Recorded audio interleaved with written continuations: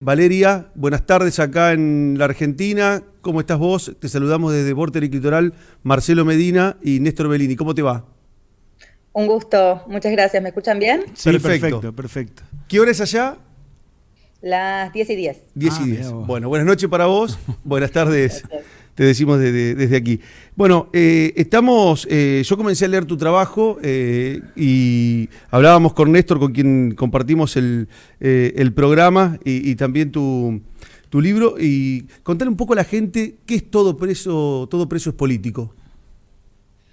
Bueno, en la Universidad de Buenos Aires, que es donde yo estudié, por suerte existen muchas cátedras críticas, por lo menos las mantenemos hasta ahora, y entre ellas estaban las cátedras de Zaffaroni, de Alagia, de Slokar, en donde se nos enseñó como parte de nuestra formación que el sistema penal, que promete justicia, que promete equidad, que promete proteger los bienes jurídicos más importantes que tenemos en nuestras sociedades, en realidad no funciona de esa forma. Y que las cárceles están llenas de pobres, de chicos, en general hombres, que no terminaron el secundario, que estaban desocupados antes de la situación de detención. Este concepto que lo trajo Zaffaroni le llamó selectividad penal. Y construyendo un poco sobre esto, me puse a pensar, bueno, a ver, pero esto es un fenómeno que desde siempre ocurrió, es un fenómeno reciente de nuestras sociedades, pasa solo en Argentina, pasa solo en Latinoamérica, es una cuestión que es un fenómeno global. ¿Es, tal como se dice hasta ahora, solamente la policía la que lleva adelante esta desigualdad de que el poder punitivo, el sistema penal, siempre ataque a los más pobres en vez de a los poderosos? Y ahí es que nació la semilla de este trabajo, en donde usé los trabajos de Carlos Marx y Federico Engels, para poder vincular un poco lo que es el sistema penal y toda su evolución, desde que surgieron los primeros esbozos de lo que es un sistema carcelario, un sistema judicial, en el 1500, hasta hoy, tratando de mostrar un poco cómo en realidad esta selectividad penal existió desde siempre. Desde ese siglo XV ya podemos ver un sistema penal que se crea para sobrecriminalizar a los menos privilegiados, a los sectores más marginalizados y para infracriminalizar y proteger los delitos más graves que ocurren en nuestras sociedades y que sin embargo no quedan dentro del ámbito del poder punitivo porque están cometidos con personas poderosas, no vulnerables. Te hago una consulta. Esta conclusión a la que vos arribás de que hay una continuidad histórica en enfocar el poder punitivo del Estado a determinados sectores, ¿encuentra alguna relación entre la mirada que tenemos de Argentina de lo que es Europa? Como vos estás en Alemania, tal vez nos puede dar una mirada respecto de si hay alguna diferencia en los sistemas carcelarios, por ejemplo, europeos con los latinoamericanos. Bueno, hay dos pensadores que fueron sobrevivientes de la Segunda Guerra Mundial, Ruge y Kirchheimer, que se escaparon a los Estados Unidos, y ellos desarrollaron un concepto que explica muy bien lo que vos estás trayendo, y es el principio de menor elegibilidad. Ellos lo que dicen es, el sistema penal siempre es malo, siempre se va a enfocar en los más débiles, por lo menos en lo que ellos ven hasta ese momento. Pero cuán malo es, depende de cuál es el estado de la clase trabajadora más marginalizada en libertad. Entonces, si yo tengo un sistema socialdemócrata con un apoyo del Estado, con un Estado presente, donde las personas tienen acceso al empleo, donde las personas que no tienen un empleo tienen la posibilidad de contar con un estado de bienestar que le va a brindar salud, educación, vivienda y los derechos básicos, entonces seguramente voy a tener sistemas penales muchísimo más progresivos.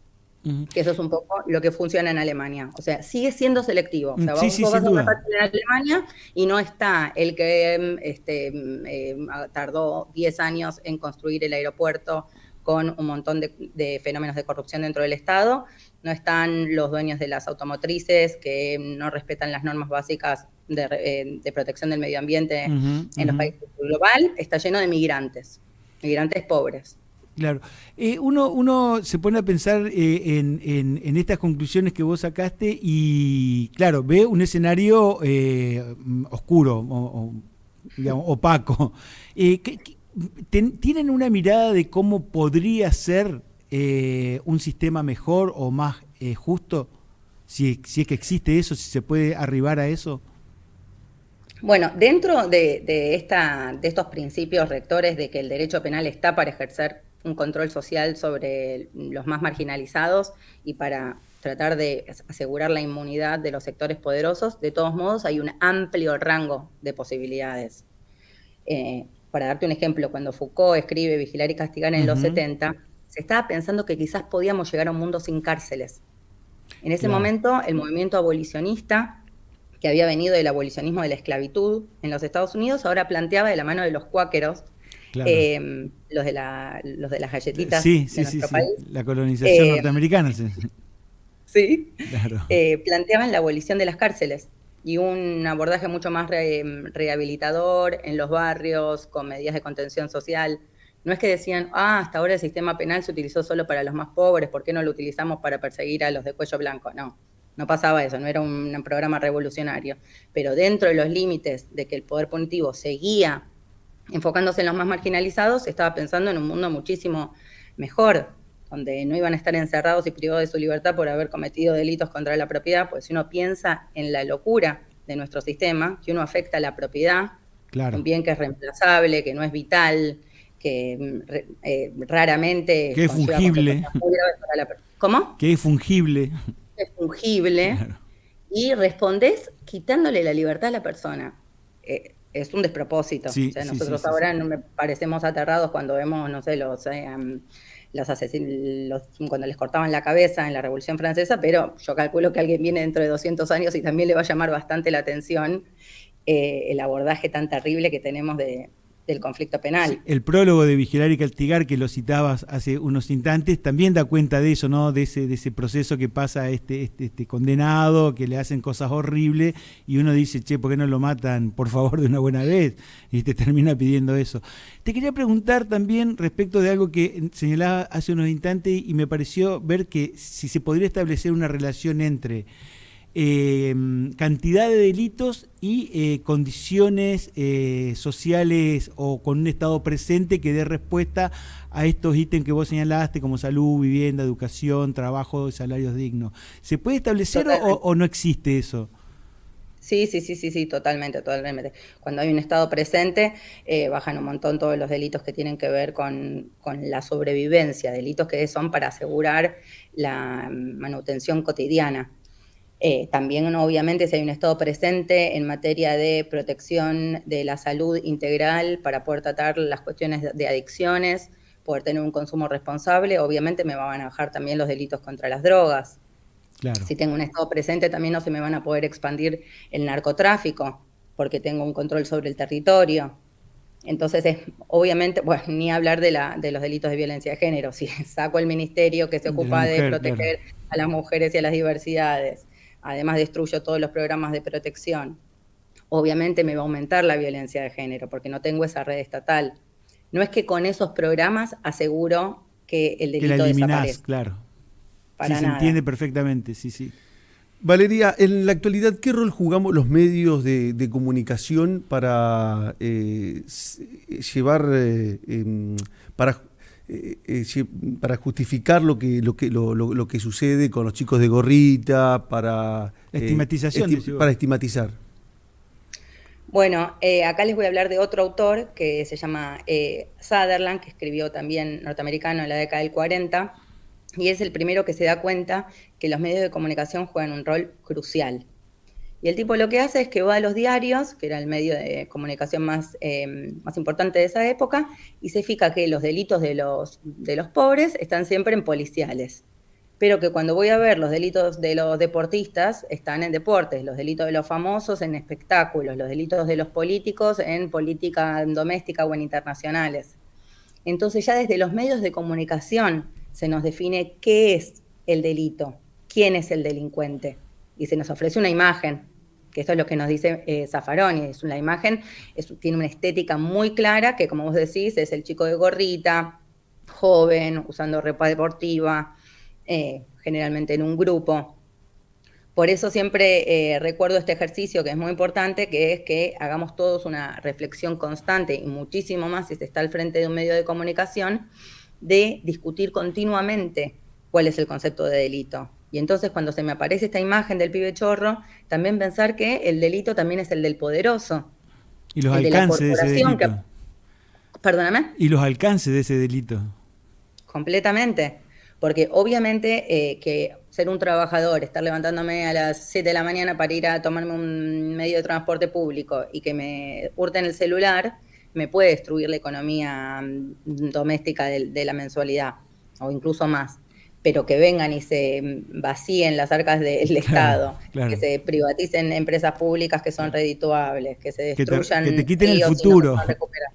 ¿Cómo? Que te quiten el futuro. Que te quiten el futuro. Claro.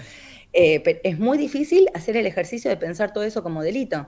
¿Pero qué es el delito? El delito es un hecho que es contrario a la ley y que causa una vulneración a derechos fundamentales. Lo tenemos que pensar así, más ampliamente, no solamente lo que está ni siquiera en el Código Penal, porque el Código Penal también se hizo selectivamente, sin dudas, eligiendo criminalizar algunos delitos y no otros. Claro. Imagínate los lobbies de las empresas. Este mismo autor que yo les decía, Sutherland, también se pone a ver en la década de los 40 en los Estados Unidos el lobby de las farmacéuticas, para que no se criminalicen los delitos que ellas cometían. Claro, exactamente, sí. Eso, Entonces, con el poder económico que eso implica. Exacto, por eso no es solo a nivel policial que se reproduce esta injusticia, sino que hay que ver que desde el Congreso, desde lo que un país decide o no decide como que es delito. Vos pensás que en Estados Unidos cruzás un borde y de un lado podés abortar y del otro lado vas en cana. Claro, de un lado podés fumar marihuana, del otro lado vas en cana. No existe un concepto ontológico de delito. Es lo que las sociedades decidimos que debe ser criminalizado. Y es una decisión que se puede discutir. Obviamente, prácticamente todas las sociedades criminalizan la violación al derecho a la vida. A la vida, sin duda. Creo que ahí hay un consenso universal. Exacto. Hay consensos universales que están plasmados en el derecho internacional y el derecho internacional penal. Pero después de eso hay una discrecionalidad de cada país y hay cuestiones que nosotros los vimos por mucho tiempo como delitos y después nos dimos cuenta que no. Por ejemplo, en el caso de la Argentina, la interrupción voluntaria del embarazo. Claro. El hecho no se modificó. Lo que se modificó fue la concepción social sobre lo que tenemos que criminalizar y que no. Entonces, esta decisión puede, en algún momento, también como decíamos antes, de todo el espectro que hay dentro de lo que se puede hacer dentro de los límites del capitalismo, se pueden realizar programas muchísimo más vinculados a lo social, yendo a los barrios en lugar de encerrar a las personas, y también se pueden pensar en reformas de los códigos penales para poder poner el foco en los delitos que realmente son graves, que realmente ponen en jaque la sustentabilidad de la vida en la tierra o la vida de las personas. Eso sería pensar el derecho como un territorio en disputa, está muy bueno. Valeria, muchísimas gracias por este contacto. El tiempo es tirano en radio. Le sugerimos a todos los oyentes leer todo Preso es Político, que lo pueden buscar en Claxo, se baja digitalmente, es gratuito. Así que esta posibilidad de leerte y obviamente pensar, reflexionar, leerte y después ponerse a pensar en lo que vos planteás ahí. Muchísimas gracias. Claro. Un abrazo. Muchas gracias por la llamada. Chau. Nos dimos un lujo de arrancar distinto el programa con esta abogada.